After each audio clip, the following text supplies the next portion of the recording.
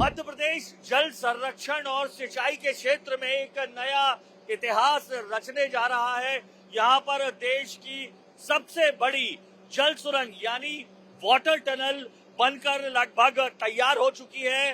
तकरीबन 11.92 किलोमीटर लंबी और 10.45 जो मीटर व्यास की इस सुरंग के बनने से, वाटर टनल के बनने से जो विंध्य और बुंदेलखंड का जो पूरा का पूरा क्षेत्र है उसकी तस्वीर बदलेगी और बंजर खेतों को पानी मिलेगा। इंडिया टीवी की टीम इस वक्त कटनी जिले के इस्लामाबाद के उसी वाटर टनल पर मौजूद है जिसे आप देख सकते हैं। ये तकरीबन 17 सालों की कड़ी मेहनत के बाद बनी और इस वाटर टनल के चलते 6 जिले जबलपुर, कटनी, रीवर, मैयर, पन्ना और सतना के तकरीबन 1450 गांवों की 2,45,00,000 लाख हेक्टेयर कृषि भूमि को सिंचाई का लाभ मिलेगा। तस्वीरें इस वक्त अगर आप यहाँ पर देखेंगे इस वाटर टनल के आसपास, ये आपको जो पहाड़ी मेरे कैमरामैन दिखाएंगे, ये विंध्य की पहाड़ी है और इसके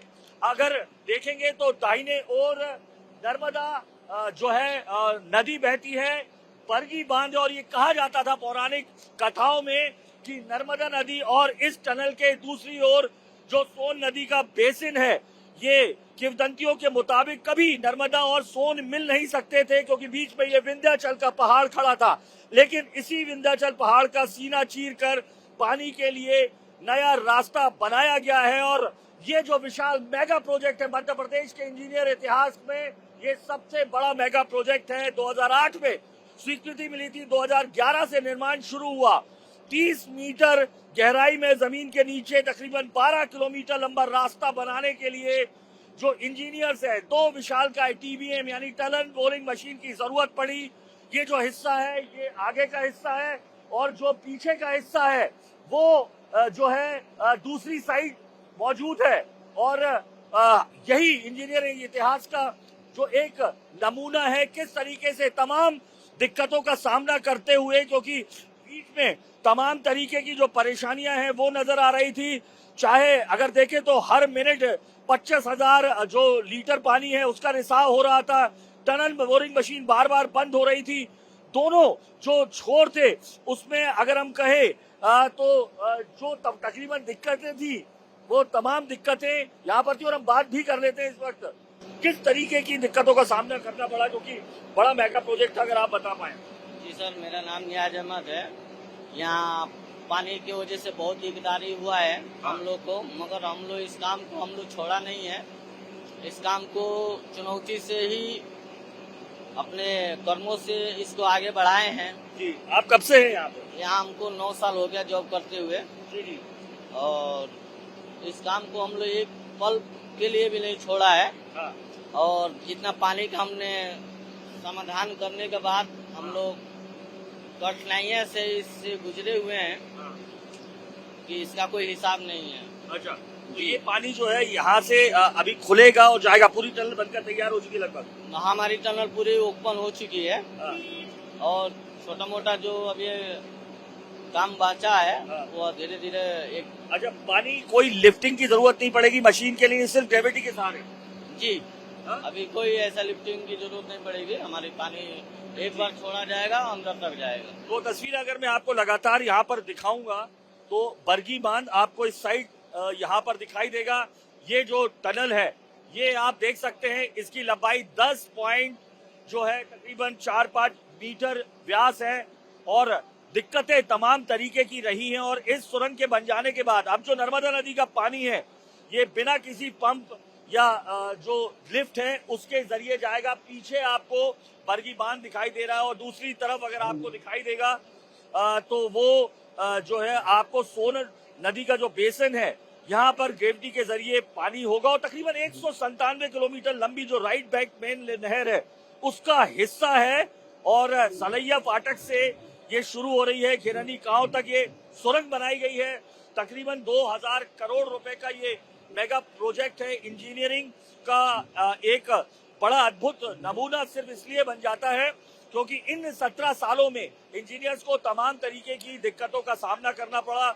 TBM मशीन के जो क्रशर्स थे, जो चट्टानों को काटते थे, उन्हें हार्ड स्ट्रेटा मिला। तकरीबन 56 ऐसे हार्ड स्ट्रेटा मिले, जिसके चलते बार बार काम रुका। सिंक होल्स मिले, लगातार सिंक होल्स देखे गए जो जमीन को धंसा देते थे। इसके अलावा जो एक्वा जो वाटर्स की जो झिरियां थी, जिसके चलते पानी 25,000 क्यूबिक मीटर किसी भी वक्त इस टनल में घुस जाता था। और जो यहाँ के जो लोग हैं वो बताते भी हैं कि गले गले तक पानी यहाँ पर रहा। ये पानी जो झिरियों से भर जाता था, पूरा झीरियों से भर जाता था, हम लोग गर्दन तक पानी हो जाता था, फिर भी हम लोग इस काम को रोका नहीं है, इस काम को आगे चलते गए। अच्छा, ये टीबीएम मशीन कितनी बार बंद हुई? क्योंकि वो क्रशर टूट जाते थे जो हार्ड स्टेटा के चलते। हमारे हार्ड रोक में थोड़ा कटर वटर घिस जाते थे। हाँ। इस वजह से 2 से 3 दिन के अंदर में हमारा काम स्टार्ट हो जाता था। कितनी गहरी? 30 मीटर तक नीचे खुदाई की आप लोगों ने? जी, 30 मीटर तक। जी। अरे, और क्या क्या दिक्कतें आती थी? दिक्कतों को सामना करते हुए सर, इसमें ज्यादा पानी का ही दिकदारी आया हुआ है। हाँ। कभी मिट्टी क्लोज भी हो जाता था। हाँ। और कोरोना के दौरान भी काफी दिक्कत हुई, काम बंद रहा। हाँ हाँ, जी जी जी। और ये वाटर डक्ट है, अगर हम देखें तो ये ऑक्सीजन डक्ट है। अच्छा, ऑक्सीजन डक्ट। ये लगातार ये इसलिए रहा कि जो भी लोग वहाँ पर काम कर रहे थे, जी, उनको ऑक्सीजन मिलना चाहिए। जी। और रिसाव ऐसा होता था कि हर मिनट 18 से 20,000 लीटर पानी लगातार आ जाता था। जी। तो 50 से 100 हॉर्स पावर के पंप लगाने पड़ते थे आपको। अभी इसमें पंप हमारे कम से कम 50-30 लगे हुए हैं। 50 कितने हॉर्स पावर के? 150 HP, 200 कहीं तो HP। 4,000 हॉर्स पावर का इसलिए लगा है पानी कि जो नीचे से आ जाता था वो भर जाए। हमारे 10 डीजल पंप लगे हैं, हर बरसात में 20-20 डीजल पंप चलते हैं। तो तस्वीरें विंध्य की हैं। इस विंध्य को चीर कर ये जो इंजीनियरिंग का करिश्मा है, इस वाटर टनल को एस्टेब्लिश किया है। तमाम दिक्कतों का सामना करना पड़ा। ये जो साइंटिस्ट थे और जो ये पूरी सरकार का प्रबंधन लगा रहा, तब जाकर ये इंजीनियरिंग का एक मेगा प्रोजेक्ट, देश की सबसे बड़ी वाटर टनल अब जाकर पूरी हुई है, जिसे एक सिरे से दूसरे सिरे तक निकालने के पीछे टीबीएम मशीन 2 बार इस्तेमाल करना पड़ा। हजारों समस्याएं आई, चाहे पानी जो है वो जो झिरियों से भरता रहा, हर मिनट 20 से 25,000 क्यूबिक मीटर सिंक होल्स बनते रहे। इसके अलावा हार्ड स्ट्रेटा मिला, लेकिन फिर भी कड़ी मेहनत के बाद अब ये सुरंग तैयार हो चुकी है, जो 6 जिले जबलपुर, कटनी, रीवा, सतना, मैहर और पन्ना के तकरीबन 1450 गांवों को और 2.45 लाख जो हेक्टेयर कृषि भूमि है, इन बंजर खेतों को अब इस नदी के पानी चलने के कारण अब उन बंजर खेतों में हरियाली एक बार फिर जो है शुरू हो जाएगी। मेरे पीछे आपको दिखाई दे रहा है वो शाफ्ट, जो उस ऐतिहासिक इंजीनियरिंग का नमूना है, जो 12 किलोमीटर लंबी टनल का हिस्सा है। और 12 किलोमीटर लंबी ये टनल इतिहास बना रही है मध्य प्रदेश की, चाहे वो वाटर क्रांति हो, जिसे हम गलत नहीं कहेंगे सर, ये जल क्रांति, ये अगर इसे कह रहे हैं। में जल क्रांति है, उद्योगों की क्रांति है और मध्य प्रदेश सरकार की इच्छा शक्ति का परिणाम है। माननीय प्रधानमंत्री ने मध्य प्रदेश पर भरोसा किया तो जल रचनाओं के लिए, किसानों की समृद्धि के लिए सरकार एक से बढ़कर एक बड़े संकल्प का प्रकटीकरण कर रही है। यही कारण है कि बड़े बड़े नदी जोड़ो अभियान विश्व के सबसे पहले मध्य प्रदेश में प्रारंभ हुए और हर अंचल का ध्यान रखें। जब हम बुंदेलखंड का, मालवा और चंबल का, तो ये विंध्य का क्षेत्र में भी बड़ा प्रोजेक्ट पूरा हुआ। बुंदेलखंड में हमेशा पलायन इसलिए होता था सर क्योंकि पानी नहीं था, कृषि क्षेत्र की कमी थी। केन बेतवा को देख रहे हैं हम, दूसरा ये देख रहे हैं, ये प्रोजेक्ट एक बड़ी महती क्रांति ला रहा है। 6 जिलों से बुंदेलखंड और ये विंध्य का पूरा क्षेत्र है, ये पूरा जल से सरसब्ज होगा और उसका लाभ मिलेगा। सर, ये किस तरीके की कठिनाइयां जो हैं, क्योंकि 17 साल इंजीनियरिंग का हम ये कि जो मशीन काम करने आई 17 साल उसकी कंपनी बंद हो गई, ब्लेड नहीं मिल रहे, मैकेनिक नहीं मिल रहे, काम करने वाले नहीं मिल रहे, एजेंसी ने हाथ जोड़ लिए, लेकिन हमने लगातार हिम्मत दिलाई। हमने कहा कि हम सबका प्रयास है कि टेक्नोलॉजी भले ही आज की दृष्टि में चुनौती दे रही है, लेकिन ये टनल का बनना बहुत आवश्यक था और मुझे संतोष है 3 साल पहले कैबिनेट में इस विषय को हमने पूरा किया कि जो राशि लगेगी वो देंगे, जो मदद चाहिए कि वो करेंगे, जैसा हो सकता है वो सब करेंगे, लेकिन ये टनल पूरी कराएंगे। तो मोहन यादव जी का एक कंसेप्शन भी है कि कृषि का रकबा जो है वो बढ़ाया जाए, तकरीबन 2,45,000 हेक्टेयर इसमें बढ़ रहा है। क्या सोच रही इस लंबे प्रोजेक्ट हम तो किसान परिवार से आते हैं और हमको मालूम कि सूखे खेत में पानी मिल जाए तो फसल सोने की हो जाती है। स्वाभाविक रूप से इस पूरे क्षेत्र में बड़ा सिंचाई का रकबा बढ़ते ही क्षेत्र की समृद्धि का जो संकल्प था वो पूरा होता और ये किसान कल्याण वर्ष है। इसी नाते से मैं ज्यादा प्रतिबद्धता से कहना चाहूंगा कि हम इसमें सफल हुए और वास्तव में ये एवरेस्ट की चोटी चढ़ने के समान था। आखिरी सवाल मेरा हो जाता है, किंवदंती थी हमेशा नर्मदा नदी और सोन का संगम नहीं हो सकता, विंध्याचल पर्वत आड़े था।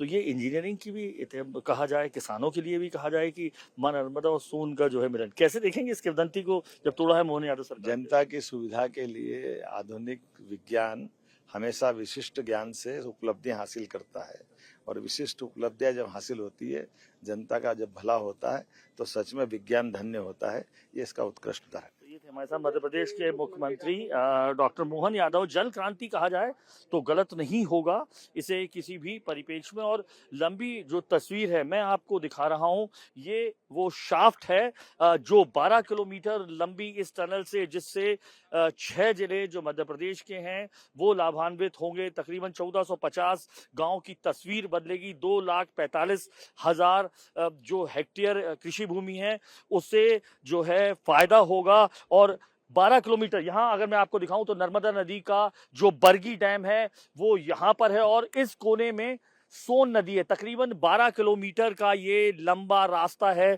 जहां पर ये बीच का सेंटर पॉइंट है। अगर मैं आपको यहाँ पर दिखाऊं तो ये आपको टनल बोरिंग मशीन दिखाई देगी जो इंजीनियरिंग का अपने आप में एक बड़ा नमूना है। तस्वीरें देख सकते हैं आप, इस वक्त आपको टनल बोरिंग मशीन की है। ये सेंटर पॉइंट है और ये सेंटर पॉइंट इसीलिए बनाया जाता है ताकि बीच में जो एरिनेशन से लेके तमाम तरीके की दिक्कतें न हो। मैं आपको बताऊं कि इस टनल बोरिंग मशीन से 2 टनल बोरिंग मशीन लगी, एक बरगी बांध के इस सिरे में और एक सोन नदी के बांध के उस हिस्से में। 2 हिस्सों के बीच का ये ज्वाइंट है।